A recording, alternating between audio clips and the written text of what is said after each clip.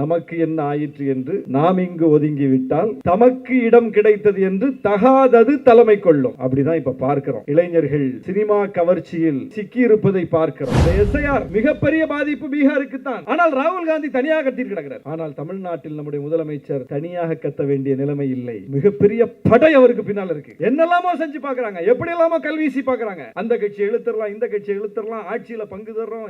அப்பா உன பங்கே என்னன்னு தெரியாம இருக்கு. நீ என்ன எங்களுக்கு பங்கு தர்றது? நீ எலெக்ஷன்ல நின்னுருக்கியா? ஓட்ட வாங்கி காட்டிருக்கியா? ஒரு இடைத்தேர்தலையாவது நின்றுக்கியா? பிஜேபி ஒன்றிய அமைச்சர் ஆக்குறேன்னு ஆசை காட்டுது. புதுசா வர்றவங்க நான் பங்கு தர்றேன்னு ஆசை காட்டுறாங்க. ஏற்கனவே இருந்தவங்க வாங்க வாங்கன்னு சிவப்பு கம்பள வரவேற்பு கொடுக்கறாங்க. அப்படி ஒரு நிலைமை இருந்தும் இந்த கூட்டணி அப்படியே எக்கு கோட்டை போல் இருக்கிறது. யாராலும் எந்த ஒரு சிராய்ப்பை கூட ஏற்படுத்த முடியவில்லை. ஏன்னா கோட்பாட்டு புரிதல் உள்ள, கொள்கை புரிதல் உள்ள ஒரு அணியாக நாம் இருக்கிறோம்.